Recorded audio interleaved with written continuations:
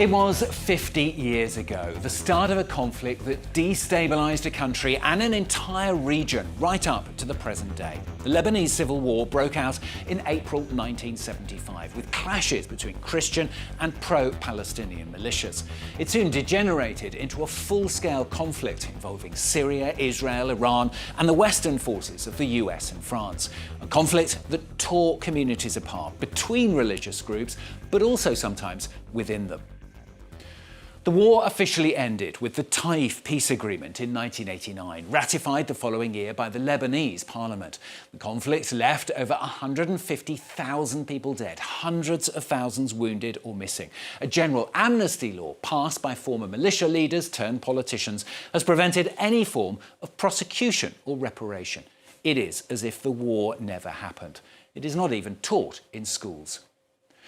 Well, 50 years on, Lebanon was struck again by violence. Following the deadly Hamas attacks on Israel, another war broke out between the Lebanese Hezbollah, an ally of Iran, and Israel. Society divided between those who support Hezbollah and those who accuse it of dragging the country into yet another confrontation. A war, then, that reopened the wounds of the past. But now, a group of veterans is fighting harder than ever to raise awareness among young people and prevent the country from being torn apart again. Sophie, Guignon and Chloé Domat revisit Lebanon 50 years after the start of the civil war.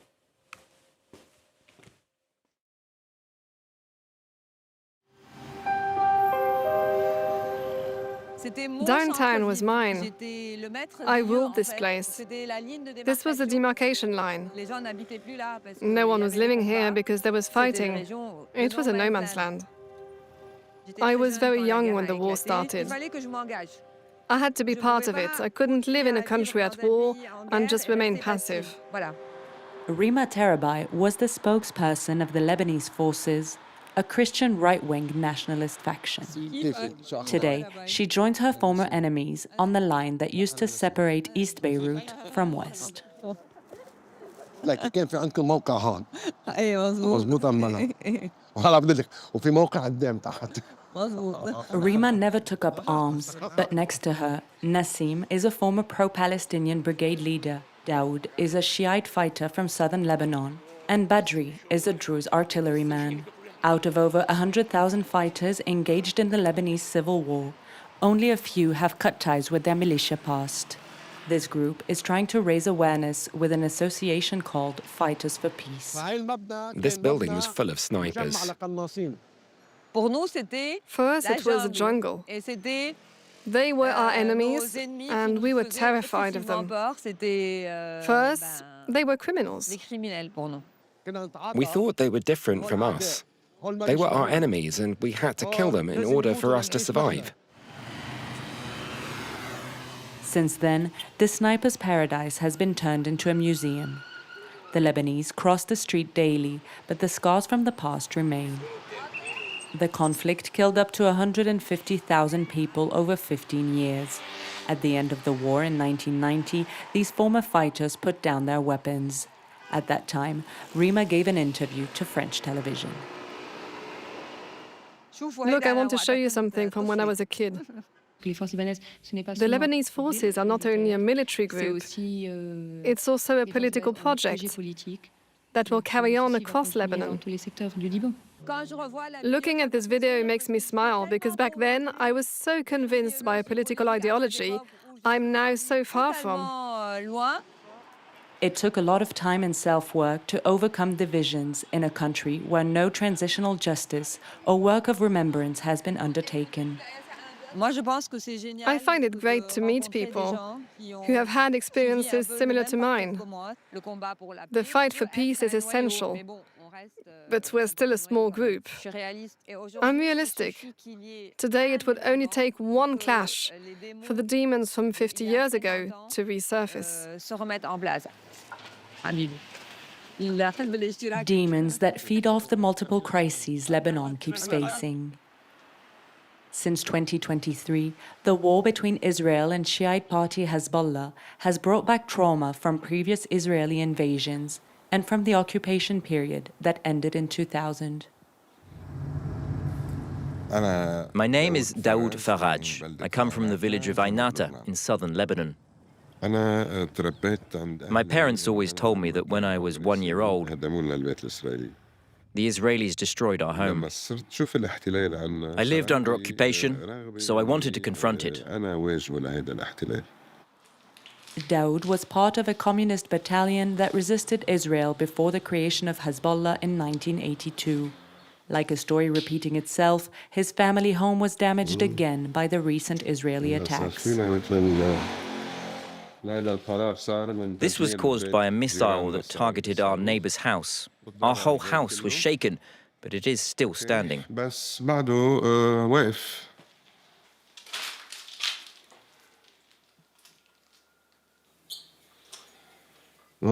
There's no water.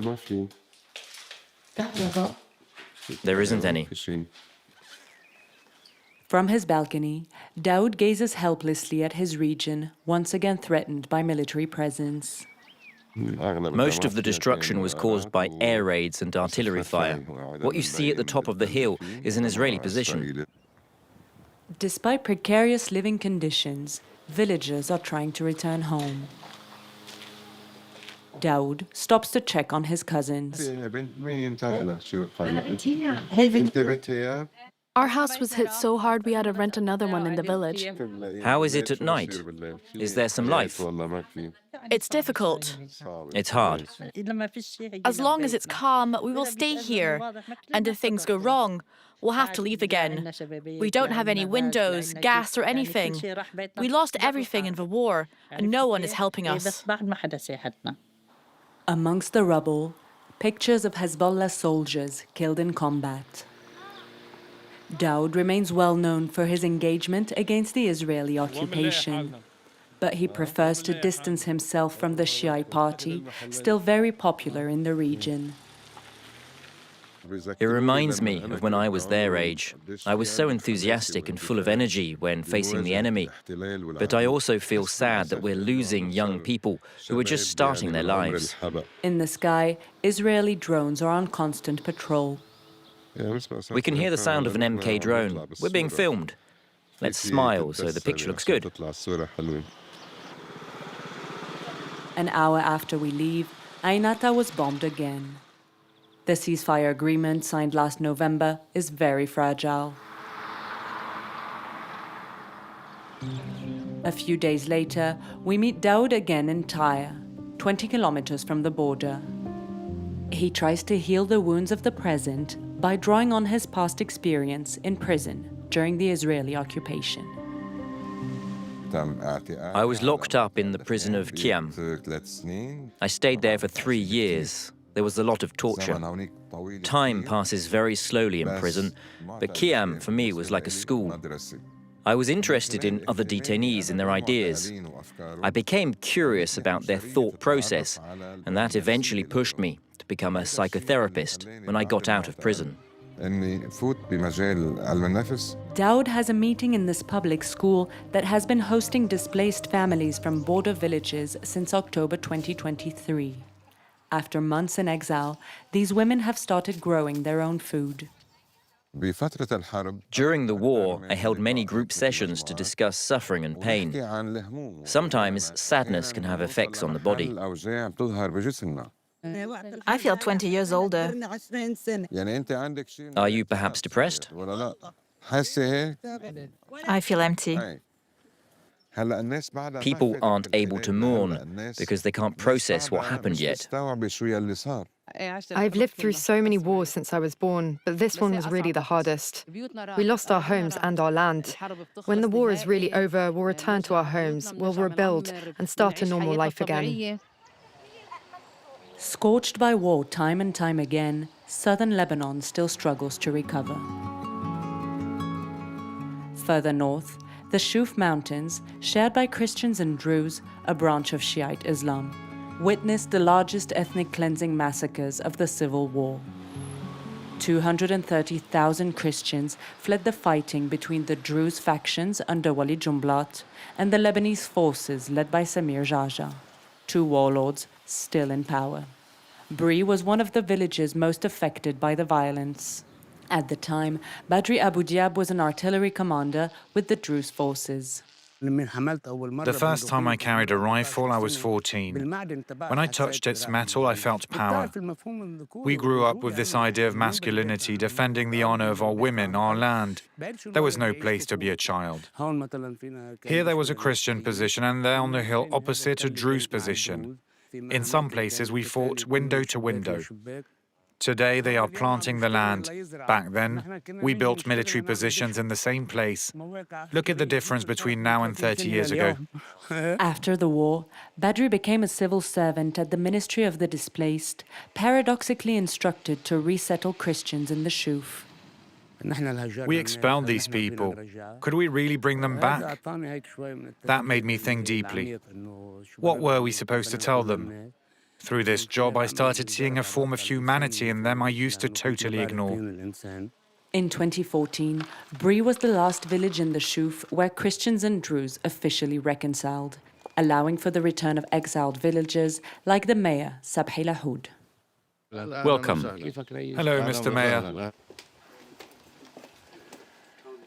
There were many houses in this neighborhood. They were torn apart during the war. Some have been rebuilt, others have not. The Ministry of the Displaced offered families some financial aid to ease the pain, but it wasn't enough.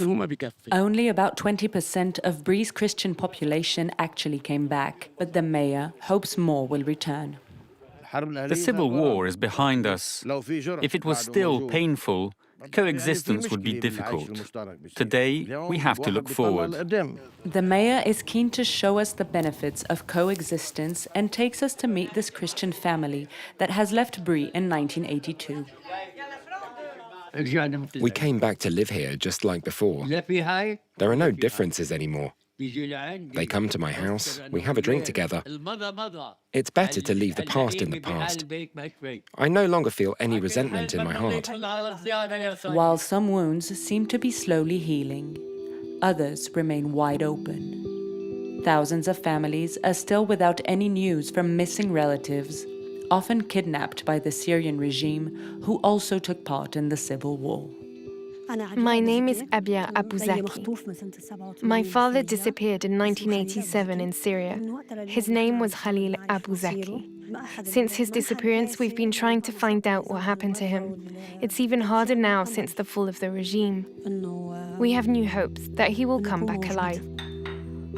After the fall of Bashar al-Assad last December, a dozen Lebanese people were found in Syrian jails. Abir is constantly checking the news and her phone, where families of other missing people share information. I'm on this group where I check all the documents to see if my dad's name is there. I look at every detail. For the past 40 years, Abir has knocked on every door in vain. An impossible mourning passed down to the next generation. He is still present in the house. He sits there. He welcomes the visitors with us. He's there during our conversations. I've always wondered, what would he look like? What kind of memories could I have had with him? My father should have a grave I can visit. I have the right to know if he's dead or not. We just want to stop waiting. Everything must come to an end. An endless quest, far from closure. The disappeared are not a priority for the Lebanese authorities. In 1990, the Taif agreements ended the civil war, but militia leaders turned into politicians and imposed a general amnesty for all the crimes committed. The history of the conflict is not taught at school because of a lack of consensus around what happened. In this university, students receive visits from former fighters who come to tell their stories. It's not because the war ends that peace begins. Peace has many faces. The ex-fighters are offering catch-up lessons on history, lessons that were never passed down to the younger generation. I know only what my father told me. I know that people fought, Christians against Christians, and then Christians against Muslims. If someone has weapons, you can't answer with words. That's idealistic. I can see myself taking up arms if someone laid a finger on my father, sister, or mother. Faced with youngsters who are tempted to take justice into their own hands, they visit as many schools as they can. In 10 years, they have met over 60,000 students, a way to pass on a message and seek forgiveness. We participated in the war and caused a lot of harm to this country. Our moral and social duty is to help repair the wrongs we committed in the past. Badri and his colleagues hope that one day the authorities will work on understanding and remembering the civil war. Meanwhile, the Lebanese continue to live in the present, despite the backdrop of war. At nightfall, alongside Beirut's former no man's land, military positions have been replaced with bars and restaurants. It's amazing to see these places that were completely destroyed by the civil war come back to life. I think it's the very essence of Beirut. During the civil war, people still went out. That's really what the Lebanese do. They love to party. Unfortunately, we had a few months that were extremely complicated and difficult for a large part of the population. Just like Rima, the Lebanese hope to never live through another war and see the light at the end of a long tunnel of crises.